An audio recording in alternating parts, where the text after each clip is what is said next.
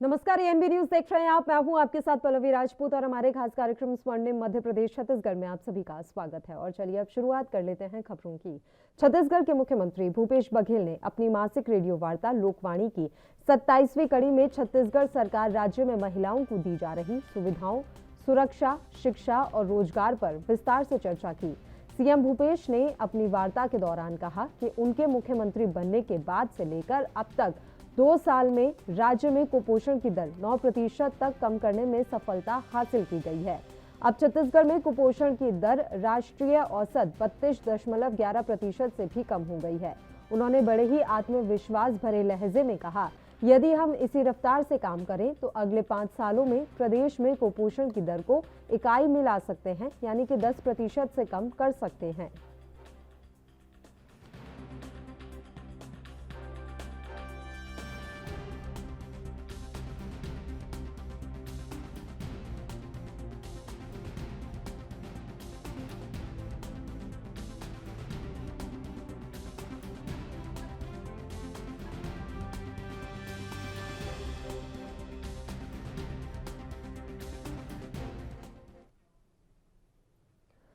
मध्य प्रदेश के मुख्यमंत्री शिवराज सिंह चौहान ने रीवा के सिरमौर में आयोजित जनसभा में कहा कि हर गरीब को पक्का मकान देने की सरकार की गारंटी है। जिनका परिवार बढ़ गया है और मकान बनाने के लिए भूखंड नहीं है, उन्हें सरकार व्यवस्था देगी। यदि सरकार भूमि संबंधित क्षेत्र में नहीं होगी तो सरकार निजी लोगों से खरीद कर गरीबों को भूखंड देगी और पक्का मकान बनवाएगी। प्रदेश में आवास के लिए 10,000 करोड़ रुपए का प्रावधान किया गया है। हर साल 1 लाख नए पक्के आवास दिए जाएंगे।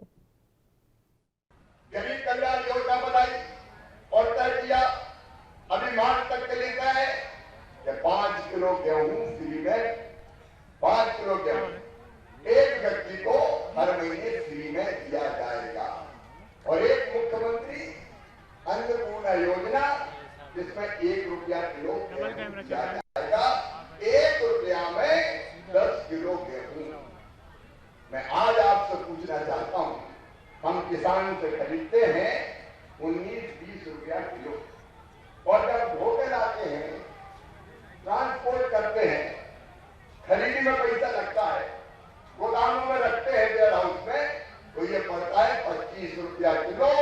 25 रुपया किलो खरीद के 1 रुपया किलो अपने गरीबों को खिलाने का काम अगर गेहूं किया है, चावल किया है, तो भारतीय जनता पार्टी की सरकार ने किया है। आज मैं बात करने आ रहा हूं, मेरे बहनों से भी पूछना चाहता हूं और भाइयों से भी पूछना चाहता हूं, बताओ कांग्रेस ने कभी दिया था फ्री में गेहूं?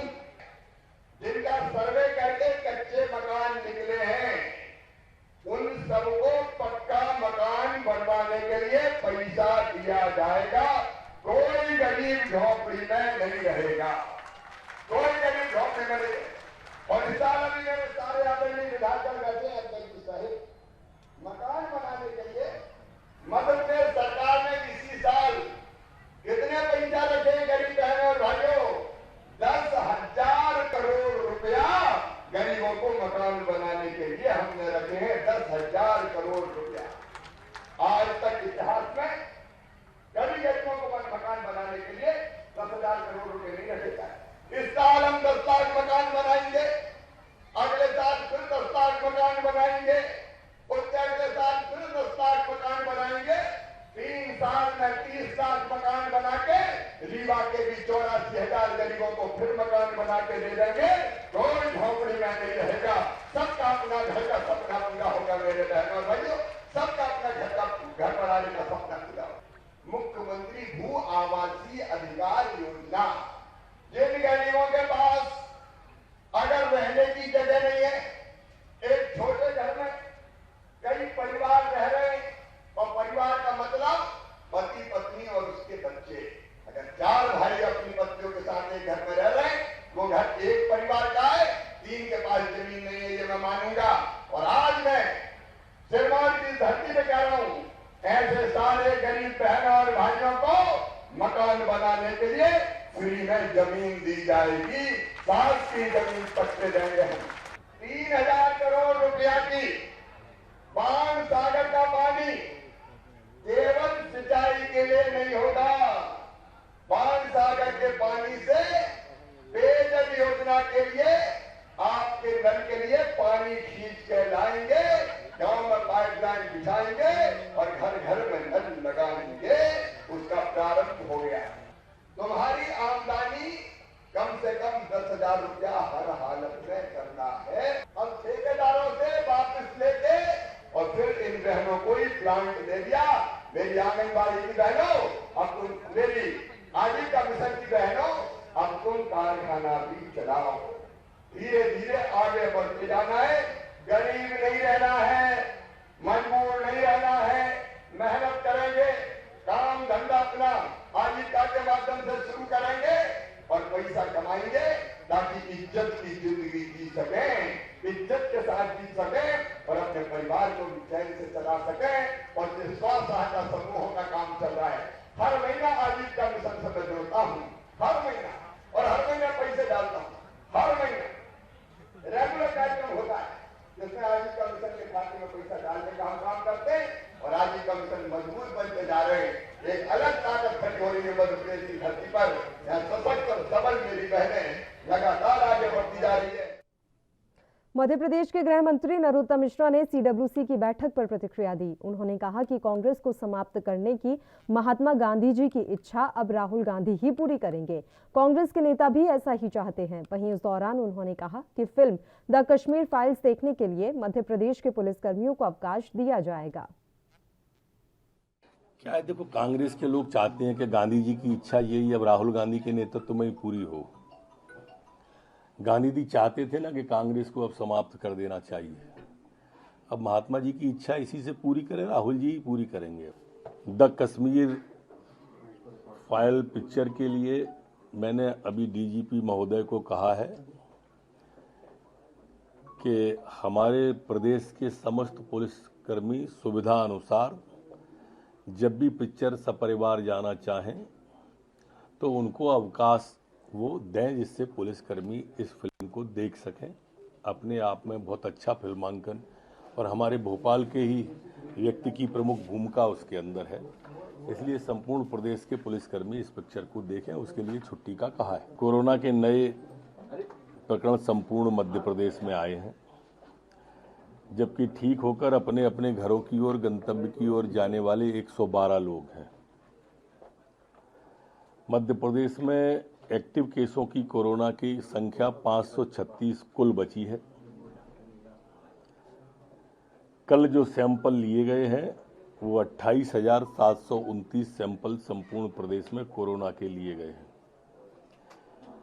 संक्रमण दर हमारी अब घटकर 0.18 हो गई है, जबकि रिकवरी दर हमारी अब बढ़कर 98.6 हो गई है। पिछले 24 घंटे में कोई भी पुलिसकर्मी संक्रमित नहीं हुआ है। 4 संदिग्ध लोग भोपाल में पकड़े गए हैं।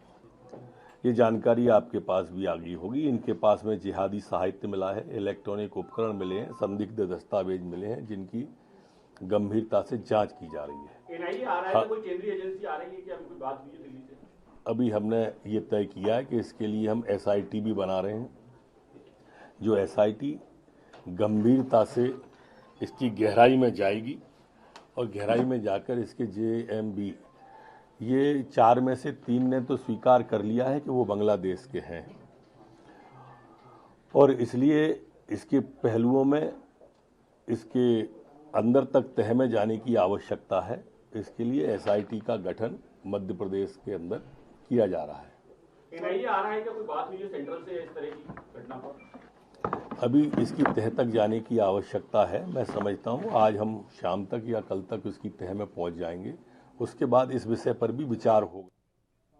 मध्य प्रदेश में पूर्ण शराबबंदी की मांग कर रही वरिष्ठ बीजेपी नेता उमा भारती बीते रविवार को भोपाल के आजाद नगर स्थित एक शराब की दुकान में घुसी और पूरी ताकत के साथ पत्थर फेंककर वहां रैक में रखी शराब की कुछ बोतलों को फोड़ दिया। उमा भारती ने अपने ट्विटर हैंडल पर इस घटना का एक वीडियो साझा किया है, जो सोशल मीडिया पर अन्य लोगों द्वारा भी साझा किया गया।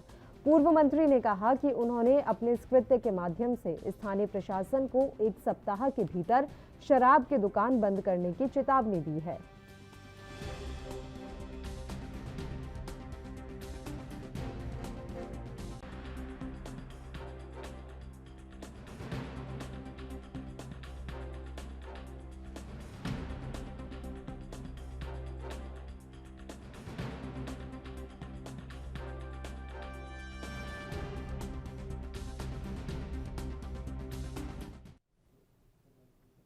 उधर मध्य प्रदेश के पूर्व मुख्यमंत्री कमलनाथ ने मुख्यमंत्री शिवराज सिंह चौहान पर तंज कसते हुए कहा कि मैं अभी छिंदवाड़ा से आ रहा हूं, यहां पर कार्यक्रम में शामिल होने आया हूं, मुझे बैठकर उनका झूठ सुनना, नौटंकी देखना स्वीकार नहीं है। साथ ही कांग्रेस की कार्य समिति बैठक पर उन्होंने कहा कि यह तय हुआ है कि अब चिंतन शिविर होगा, चिंतन शिविर में आत्मचिंतन किया जाएगा। इन्होंने तो बहुत सारे ऐलान किए हैं, बहुत सालों से ऐलान किए हैं, क्रियान्वयन हो तब बात करेंगे। सर कोरोना काल के बिजली बिल भी माफ करने की बात ये कही है, ये सब कहने की बातें कितनी चीजें कही हैं इन्होंने 18 साल में। जब क्रियान्वयन होगा, 100% क्रियान्वयन होगा तब बात करेंगे। कल सर CWC की भी बैठक। देखिए ये तय हो गया कि चिंतन शिविर होगा, चिंतन शिविर होगा, उसमें जो आत्मचिंतन करना करेंगे। सर कल उमा भारती जी शराबबंदी को लेकर निकली थी, लेकिन दुकान में तोड़ दी उन्होंने। अब उमा भारती जी का अपना स्टाइल है, उनकी अपनी सोच है। हाँ, अगर ये शोभा देती है तो ठीक है। शिवराज जी ने आपकी गेयरबोर्ड को भी उठाया है विधानसभा में कि आप रहते तो बजट में अच्छी चर्चा हो जाती। देखिए मेरी मौजूदगी कुछ नहीं, हमारी पूरी पार्टी है, मेरे सब साथी हैं। हाँ, अभी भी मैं इस कार्यक्रम में आया हूँ, मैं छिंदवाड़ा से आ रहा हूँ सीधे। हाँ, तो वहाँ बैठ के शिवराज जी का झूठ सुनना, शिवराज जी का नाटक देखना, ये मुझे। छत्तीसगढ़ के नारायणपुर में नक्सलियों द्वारा आईईडी ब्लास्ट में आईटीबीपी का एक अधिकारी शहीद हो गया, जबकि एक हेड कांस्टेबल जख्मी हुआ है। दरअसल नक्सलियों ने घात लगाकर आईटीबीपी के जवानों पर हमला किया। वहीं पुलिस ने जानकारी देते हुए बताया कि ब्लास्ट में घायल हुए जवान को एयरलिफ्ट करके रायपुर इलाज के लिए भेजा गया है। बस्तर रेंज के पुलिस महानिरीक्षक सुंदरराज पी ने बताया कि घटना आज सुबह करीब 8:30 बजे की है। डोंडरी बेड़ा और सोनपुर में आईटीबीपी 53वीं बटालियन की टीम सड़क निर्माण कार्य की सुरक्षा सुनिश्चित करने के लिए गश्त पर निकली थी। उसी दौरान यह ब्लास्ट हुआ। उन्होंने बताया कि इस आईईडी ब्लास्ट में assistant sub inspector Rajendra Singh की मौके पर ही मौत हो गई है, जबकि कांस्टेबल महेश घायल है।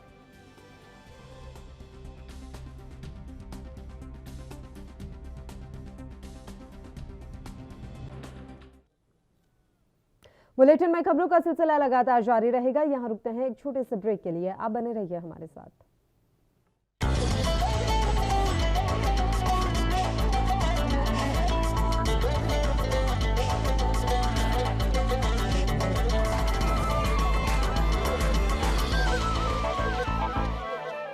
ब्रेक के बाद एक बार फिर से आप सभी का स्वागत है। बढ़ते हैं कुछ और खबरों की ओर। मध्य प्रदेश की राजधानी भोपाल में एटीएस को बड़ी कामयाबी हाथ लगी है। एटीएस ने एक मकान से 6 संदिग्ध युवकों को पकड़ा है।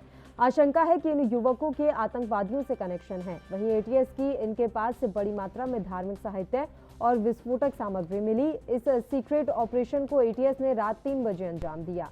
इसमें स्थानीय पुलिस को शामिल नहीं किया गया। ये घटना भोपाल के ऐशबाग थाना इलाके की है। वहीं अलग अलग एजेंसियों के अधिकारी इन संदिग्धों से पूछताछ कर रहे हैं।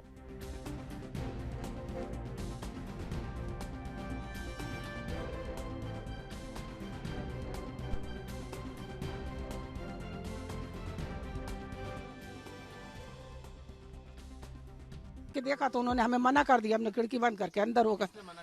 वो बिरांज वालों ने, हाँ 2-3 इधर से आ रहे थे भाग के गली में से, तो उन्होंने हमें अंदर कर दिया, हम अंदर हो गए। बस फिर हमने दरवाजा खोले नहीं डर के मारे, बस आवाज ही सुनते रहे। फिर हम निकालो इसको, निकालो इनको, पकड़ के लेके चलो, तो ऐसा करो, तो इधर से ये करो। फिर दरवाजों की खूब आवाजें आई तोड़ने की। अब किसका दरवाजा टूटा था ये नहीं मालूम मुझे। कितने लोगों को ले गए? अब ये भी नहीं देखा मैंने, तो आंखों से कुछ, तो हमारे घर के सामने नहीं है ना, तो कुछ नहीं दिखा मैं। क्या पहना क्या था उन्होंने जो बाहर खड़े हुए थे, जिन्होंने आपको बोला था अंदर जाने के लिए? वो जो उधर से आ रहे थे तो वो तो 7 ड्रेस में थे। हाँ, ऐसे ड्रेस नहीं पहने थे जैसे पुलिस वाली ड्रेस नहीं थी। कुछ हेलमेट पहना था या कोई जैकेट? कुछ भी नहीं था, ऐसे दौड़ते हुए आ रहे थे, माशाल्लाह ऊंचे पूरे थे, अच्छे। हाँ, वो लोग थे जो। बंदूक थी? नहीं, उनके हाथ में तो नहीं थी, मगर जो इधर खड़े थे हमारी डेली के सामने, तो उनके हाथ में बंदूक भी थी, जैकेट पहने थे। तो वो इधर इधर देख रहे थे कि कोई ऊपर छत पे से तो नहीं झांक रही है, तो चिल्ला रहे थे अपने अपने घरों में जाओ। बस उन्होंने। मध्य प्रदेश की राजधानी भोपाल में जमात ए मुजाहिदीन के गिरफ्तार 4 आतंकियों को सोमवार को दोपहर स्पेशल कोर्ट में पेश किया गया। चारों आतंकियों को 14 दिन के पुलिस रिमांड पर भेज दिया गया है। फिलहाल पुलिस रिमांड में कई तरह के खुलासे होने की उम्मीद है। ऐसी उम्मीद लगाई जा रही है कि प्रदेश के कई शहरों से आतंकियों के तार जुड़े हुए हैं। आज NIA यूनिट भोपाल ने 4 आतंकियों को भोपाल कोर्ट में पेश किया और हम लोगों के द्वारा उनके लिए 14 दिन की पुलिस रिमांड मांगी गई थी, जिसे न्यायालय द्वारा स्वीकार किया गया। पुलिस रिमांड मांगने के लिए हमने 2 मुख्य आधार न्यायालय के समक्ष रखे थे। पहला आधार ये था हम लोगों का कि ये जो आतंकी हैं उन्होंने सहारनपुर से फर्जी डॉक्यूमेंट, वोटर कार्ड, आधार कार्ड तैयार कर, पैन कार्ड वगैरह तैयार कराए थे। तो वो जो फर्जी डॉक्यूमेंट उन्होंने तैयार कराने में कौन कौन लोग इन्वॉल्व थे, उन सब लोगों की पहचान सुनिश्चित की जानी है, उन लोगों से भी पूछताछ की जानी है। इसलिए एक एक व्यक्ति के पास उन लोगों को ले जाना है। दूसरा, भोपाल के निशातपुरा क्षेत्र में भी इन लोगों ने कुछ लोगों से संपर्क किया है, उन्हें अपनी जिहादी पुस्तकें बांटी हैं। तो वो लोग कौन थे जिनके संपर्क में थे, जिन्हें पुस्तकें बांटी हैं, उनकी भी पहचान सुनिश्चित करनी है। इस गहन पूछताछ के लिए हम लोगों ने 14 दिन की रिमांड मांगी, जिसे न्यायालय ने हमें स्वीकार करके दिया गया। कुछ उन्होंने बात रखी, कुछ बताया कुछ अपने बारे में, क्या नहीं, न्यायालय के बड़ी घटना करने वाले थे क्या है? नहीं, न्यायालय के समक्ष अभी उन्होंने कोई घटना कबूल नहीं की है। सब न्यायालय से संबंध पूछताछ में न्यायालय ने सिर्फ इतना ही कहा है कि जो पुलिस द्वारा अभी पूछताछ पुलिस द्वारा ही की जानी है। तो जो भी बात तथ्य सामने आने हैं, जो पुलिस का मेमोरेंडम होगा उसी में 5 राज्यों के विधानसभा चुनाव के नतीजों के बाद कांग्रेस सदमे में है। हर प्रदेश में गुटबाजी और अंतर्कलह में उलझी पार्टी अब समझ ही नहीं पा रही है कि आगे क्या करें। मध्य प्रदेश, छत्तीसगढ़ और राजस्थान में अगले साल के अंत में विधानसभा चुनाव होने हैं। चुनावी मैदान में उतरने से पहले तीनों ही राज्यों में पार्टी में भयानक अंतर्कलह है। पार्टी का आरोप है कि बीजेपी ने मतदाताओं का बंटवारा कर चुनाव जीता, यही वो मध्य प्रदेश में भी कर सकती है। विधानसभा चुनाव के नतीजों के बाद अब मध्य प्रदेश की सियासत गर्म होने लगी है। बीजेपी की बम्पर सफलता से हैरान कांग्रेस ने आरोप लगाया है कि बीजेपी ने वोटर्स का बंटवारा कर चुनाव जीता। वो मध्य प्रदेश में 2023 में होने वाले चुनाव में भी यही कर सकती है।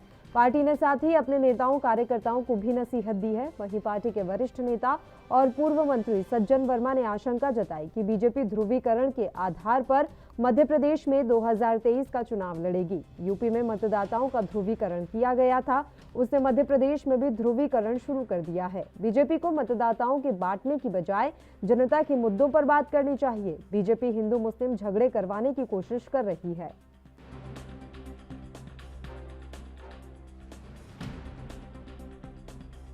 आप पत्रकार हैं, आप देखिए किस जिले में गौ माता नहीं मर रही है।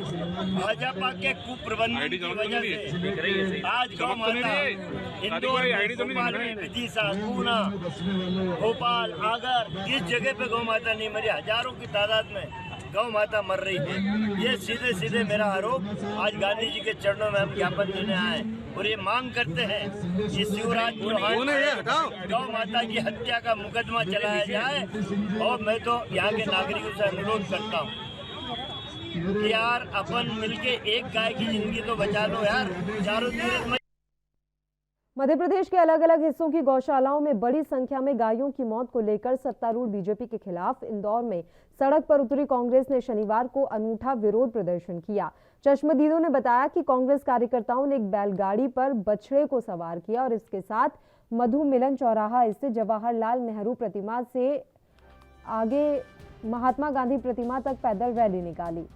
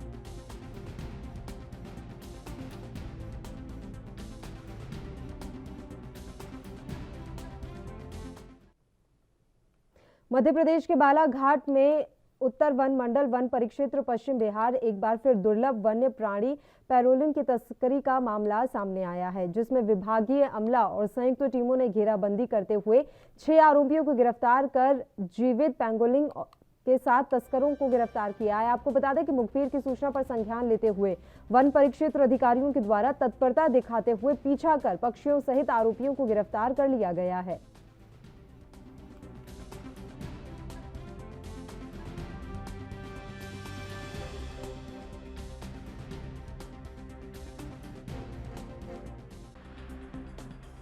तो दुर्लभ वन्य प्राणी की तस्करी का मामला यहां से सामने आया है। मध्य प्रदेश के बालाघाट से तस्वीरें आप देख रहे हैं और पक्षियों सहित 6 आरोपी गिरफ्तार कर लिए गए हैं। इस मसले पर लगातार यहां पर तस्कर जो हैं वो सक्रिय रहते हैं। हालांकि पुलिस प्रशासन की पूरी कोशिश रहती है कि वन्य क्षेत्र को बचाकर रखा जाए, क्योंकि तस्करों की निगाहें इस वन्य क्षेत्र पर रहती हैं। इसी कड़ी में दुर्लभ वन्य प्राणी की तस्करी करते हुए 6 आरोपियों को गिरफ्तार कर लिया गया है। पुलिस ने तमाम 6 आरोपियों को गिरफ्तार कर जेल भेज दिया है और जिन वन्य प्राणियों की तस्करी की जाती है उन्हें कब्जे में लेकर वापस वन्य क्षेत्र में छुड़वा दिया गया है। यहाँ पश्चिम बहियर परिक्षेत्र अंतर्गत जॉइंट ऑपरेशन किया गया wild life crime control bureau, special task force और टाइगर स्ट्राइक फोर्स के साथ मिलकर, जिसमें हमने एक जीवित पेंगोलिन को पकड़ा है, जिसमें अभी हम 6 लोगों को पकड़ पाए हैं और इसमें आगे कार्रवाई अभी जारी है। सर, कहाँ का मामला था और कैसे इनको आपने गिरफ्तार पकड़ा है? इनको टीम बनाकर सूचना जैसी हमें मिली थी वैसा मलाजखंड रोड पर 4 टीम गठित करके इनको घेराबंदी करके पकड़ा गया। कितने आरोपी? इसमें अभी 6 आरोपी।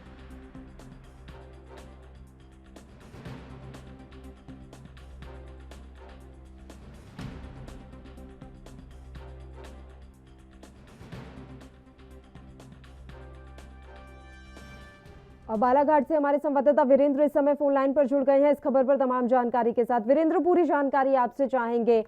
यहां पर पुलिस ने बड़ी कार्रवाई की है और तस्करी करते हुए 6 आरोपियों को गिरफ्तार किया है। कौन से जानवर की तस्करी की जा रही थी और कितने लोगों को गिरफ्तार किया गया है, क्या कुछ कार्रवाई की गई है? वीरेंद्र से संपर्क टूट गया हमारा, एक बार फिर से हम उनके साथ जुड़ने का प्रयास करेंगे। तो ये अहम खबर बालाघाट से हम आप तक पहुंचा रहे थे। यहाँ पक्षियों सहित 6 आरोपी गिरफ्तार किए गए हैं। तस्कर जो हैं यहाँ पर लगातार सक्रिय रहते हैं।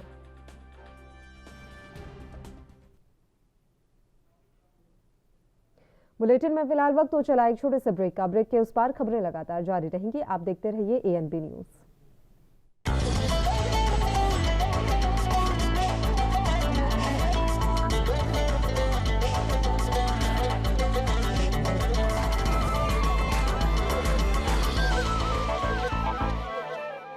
ब्रेक के बाद एक बार फिर से आप सभी का स्वागत है। बढ़ते हैं कुछ और खबरों की ओर। MP के सतना में कलेक्टर अनुराग वर्मा की पहल और आदर्श परिवार के डायरेक्टर परीक्षित भारती के सहयोग से सिविल सेवा की तैयारी कर रहे छात्र छात्राओं के लिए UPSC और MPPS निःशुल्क कॉलेज क्लासेस 20 मार्च से शुरू होंगी।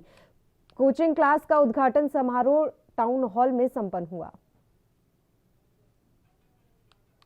और इसी के साथ इस बुलेटिन में फिलहाल के लिए इतना ही। मुझे दीजिए इजाजत। देश और प्रदेश के तमाम ताजा खबरों के लिए आप बने रहिए हमारे साथ। नमस्कार।